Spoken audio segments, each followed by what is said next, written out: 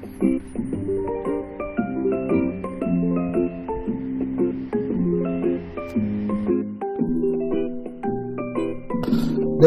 이번에 일본 잘 다녀왔고요. 오늘은 총 정리를 좀 해볼까 합니다. 일본 역사를 바라다 보니까 이 참 측은지심이 생겨요. 측은한 마음이 생겨버렸어요.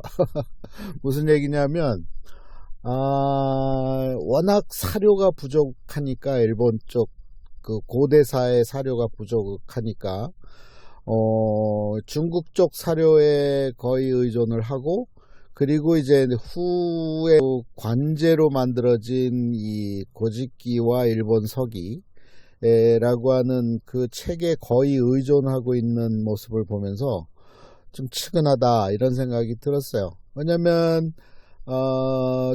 고대사에서 일본 사료가 없다 보니까 이제 일본의 건국 부분에서 이 신화를 이제 조작을 만들었는데, 이 고짓기, 고사기라는 것을 통해서 일본이란 나라는 이 하늘에 신들이 있었는데, 그 중에 이제 어떻게 해서 뭐 수많은 신을 거쳐서 한 명이 이제 땅으로 내려와서 천왕이 되었다. 그게 진무천왕이다. 이렇게 해서 이제 이 고짓기라고 하는 책의 기록을 신뢰하고 있는 사람들도 있는가 하면, 그게 워낙 황당한 이 픽션이고 워낙 그 말도 안 되는 이야기다 보니까, 이제 현실적으로 역사학계에서는 이제 사료를 갖고 보는데, 이제 그게 결국은 이제 200년대에 등장하는 히미코라고 하는, 그리고 야마타이코쿠라고 하는, 그것의 그 시작점이 어디고 그가 누구냐에 포커스를 거의 맞추고 있더라고요. 그래서 히미코가 어디 큐슈 출신이냐, 아니면 저쪽 어디 시코쿠 쪽 출신이냐, 아니면 또 위에 있는 지금 기비 오카야마라고 하는 그쪽 출신이냐, 아니면 지금의 그 나라 남쪽에 있는 나라 동쪽 산에 이제 산자락에 많은 고분들이 나오는데, 거기가 아니냐. 그러니까 히미코라고 하는 이제 중국 쪽 사료에 보면은 그녀가 이제 그 지역을 대표하는 왕이었다, 여왕이었다, 이런 것 때문에 이제 일본 쪽에서는 이제 히미코라고 하는 인물을 굉장히 중요시하면서 그녀, 여자입니다. 그녀의 이야기를 이제 추적을 하려는데 아주 포커스를 맞추고 있는. 그리고 이제 중간이 붕 떠서 사료가 없다 보니까 외오왕이라고 하는 5왕이 누구냐.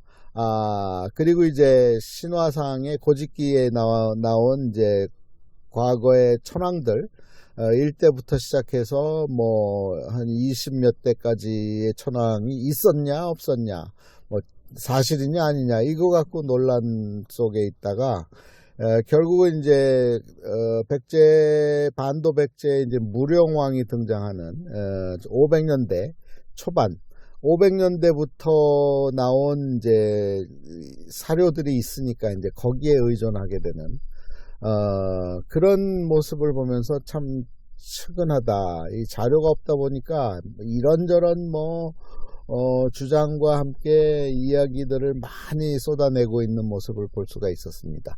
심지어는 뭐 유대인과 일본인은 같은 조상이다.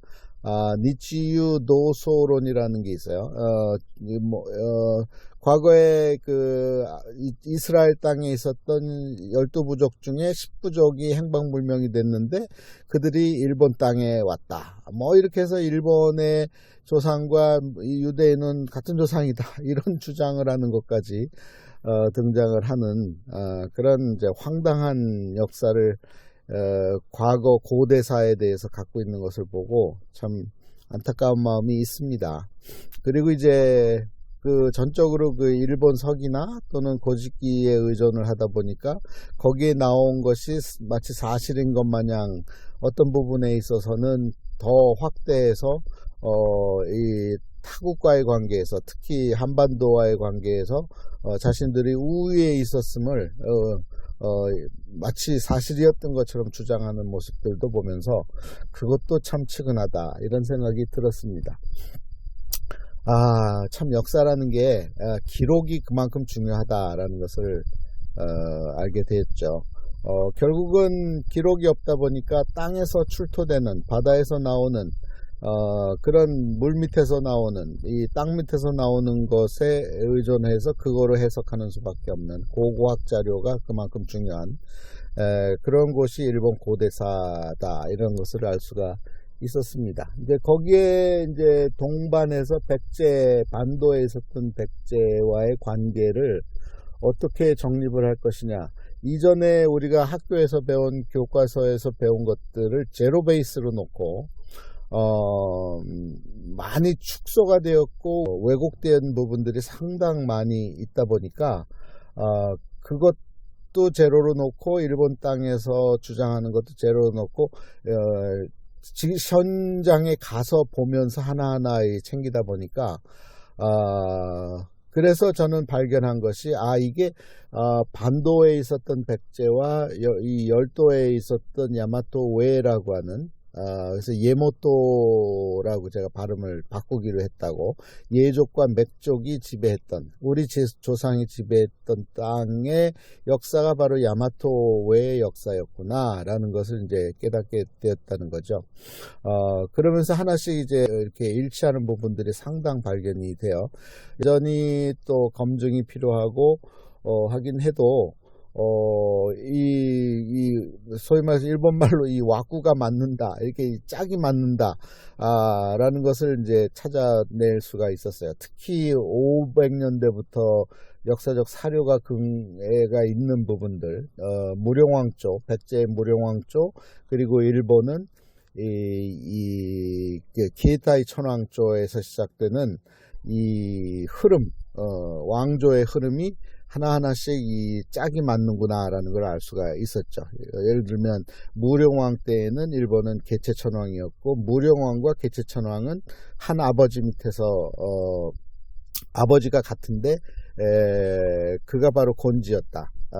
곤지는 무령왕을 실제로 낳은 혈통상의 아버지는 아니지만 그의 형 계로왕을 대신해서 그를 백제 25대 왕이 될 수 있도록 한 인물이 바로 이 곤지였다. 그리고 그의 또 다른 아들들 5명 이상의 아들이 있었는데 그 중에 하나가 개체천왕이었다라고 이제 추정할 수 있는 부분, 여기서부터 틀을 짜서 맞추기 시작하면 대부분 일치하는 부분들을 발견해요.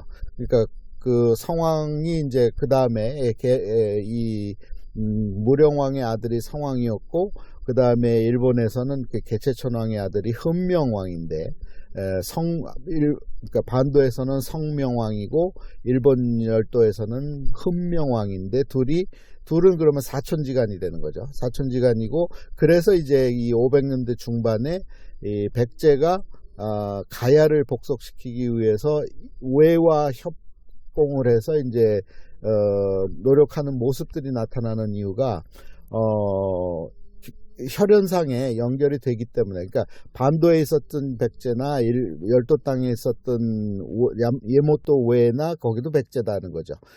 그래서 둘이 협공을 해서 가야를 복속시키려고 했는데, 결국은 끝부분에 가서는 가야는 신라에 이제 많은 부분이 복속이 되는 그런 부분들을 발견을 하는 과정 속에 야마토 웨, 다시 말해서 예모토 웨와 이 백제의 성왕과의 협력관계의 이유를 알 수 있었던 거고, 그 다음에 이제 성왕 다음 조에 위덕왕이 등장하고 그 다음에 무왕이 등장하는데 중간은 생략하고요. 위덕왕 다음에 무왕이 연결하는 과정 속에 일본 땅은 이 흠명왕 다음에 이제 누가 등장하냐면 비다츠라고 하는 민달이 등장하고, 그리고 그의 손자가 바로 이 서명천왕 조메이 텐노라고 하는 천왕이 등장을 하게 되는데, 백제 쪽에 위덕왕 쪽에 불교가 일본 땅에 흥왕하게 되었던 이유는 백제의 실질적인 가장 큰 호족 세력이었던 소가씨, 이 소가씨는 한반도의 과거의 목지국, 목지국의 후손으로 이제 목나근자, 목나만치, 그리고 일본으로 넘어가서 이제 소가만치가 되고 아랫대 윗대 이제 소가씨가 이제 번성하게 되는, 특히 이후에 600년대를 시작하면서 그 언저리에 이제 일본 최초의 절을 이제 짓게 된 이가 바로 소가씨인데 그는 백제인이었다. 그러니까 이 500년대부터 이제 사료들을 쭉 훑어보다 보면 일본 땅에 있었던 사람들이나 백제 땅에 반도에 있었던 사람들이나 같은 민족이라는 걸 이제 알게 되는 거죠. 그래서 이제 다시 정리하면 무령왕 다음에 성왕 다음에 위덕왕이 연결될 때 일본 땅에서는 개체천왕, 그 다음에 훈명왕, 그리고 그 다음에 이제 비다츠 민달천왕, 그리고 이제 그 사이에 그 다음 때 한 두서 명의 천왕을 거쳐서 이제 조메이텐노라고 하는 서명 천왕이 등장하는데, 그때는 한반도 땅에서는 무왕 쪼고, 무왕이 이제 열도에 있었던 혈통상 왕손이었던 오시사카 히코히도라고 하는 인물이 자리를 못 잡고 그 소가씨에 의해서 배척당했을 때 반도에 넘어가서 무왕으로 등극하게 되고, 그리고 그가 낳은 아들인 의자왕은 사실은 일본 땅에서 출생을 했는데 그가 이제 나중에 서명천왕이 됐다가 무왕이 641년에 죽으니까 그 해에 이제 일본 땅에서 이제 외의 땅이죠. 이제 백제가 지배하고 있었던 외의 땅이죠. 백제입니다. 그러니까 그 당시에 일본 땅은 백제예요. 그래서 열도백제라고 하는 거예요. 이따가 이제 무왕이 죽으니까 이제 서명천왕이 자리를 부인 고교쿠 텐노한테 넘겨주고 백제로 넘어가서 이제 의자왕으로 등극을 하는 거죠. 그래서 의자왕으로 있다가 660년에 이제 나당연합군에 의해서 백제가 멸망을 하게 되니까 그의 부인인 또 다른 이름을 가진 제명천왕, 제명천왕이 이제 군대를 28,000여 명의 27,8,000명의 수군을 백제 땅에 백강으로 보내서 백총강 전투라는 해상 전투를 벌이게 되는데, 그 이유가 뭐였냐면 바로 자기의 남편의 나라인 반도 백제를 구하기 위해서 그렇게 했다. 일본 땅에 있었던 의자왕의 아들 풍장이라고 하는 인물이 이제 백제로 넘어와서 이제 백제 구원 운동을 하게 되는데, 그가 누구냐면 의자왕의 아들이었다. 그러면 이제 결론이 어디서 나냐면 의자왕이 이제 결국은 660년에 잡혀서 이제 당나라로 가게 되고 얼마 안 있다가 죽게 되는데, 그의 무덤을 낙양성 십리쯤 밖에 있는 땅에다가 묻었다. 근데 그곳은 바로 이 중국의 왕실들이나 들어갈 수 있는 그런 곳에 의자왕을 묻어준 이유가, 중국 땅에서는 과거부터 이때까지 계속해서 반도에 있었던 고구려, 그리고 백제, 그리고 그 사람들이 일본으로 넘어가서 일본을 지배하고 있었다는 것을 알고 있는 거예요. 그래서 이제 호칭을 할 때 부여씨로 계속해서 부르게 되는 거예요. 부여무, 일본에서도 부여풍, 부여장 뭐 이런 식으로, 부여용 뭐 이런 식으로, 중국 사료에서 계속해서 누구씨라고 부른 이유는, 중국은 정확히 이 반도에 있었던 예맥족이 한반도에서 내려가서 일본 땅에 가서도 살았고 거기에 지배층이었다는 것을 누구보다 잘 알고 있기 때문에 그렇게 쓰는 거죠. 그거를 한반도에서도 또 열도에 있었던 사람들도 다 그거는 생각을 안 하고 서로 누가 위였다 누가 아래였다, 우리가 지배했다 니네가 지배당했다, 뭐 이런 식의 주장만 계속을 하다 보니까 역사가 틀이 잡혀버린 거죠. 그러니까 모든 것을 제로 베이스로 한번 놓고 하나하나씩 짚어가면 이런 것들이 발견이 됩니다. 그래서 그것이 이제 이번에 일본 여행을 하면서 일본 역사를 다시 한번 들여다볼 수 있는 계기가 되었다 라고 말씀을 드릴 수가 있습니다. 일본 여행 굉장히 의미 있는 여행이었고요. 그 다음에 먹거리 아주 좋은 곳들을 많이 가서 즐거운 시간을 가졌습니다. 금년도는 이렇게 아마 마감을 할 것 같고요. 이제는 이제 다시 뉴욕 땅에 왔으니까 이제 12월 달 들어섰거든요. 이제 이번 주 벌써 뭐가 오냐면 한우카가 들어섭니다.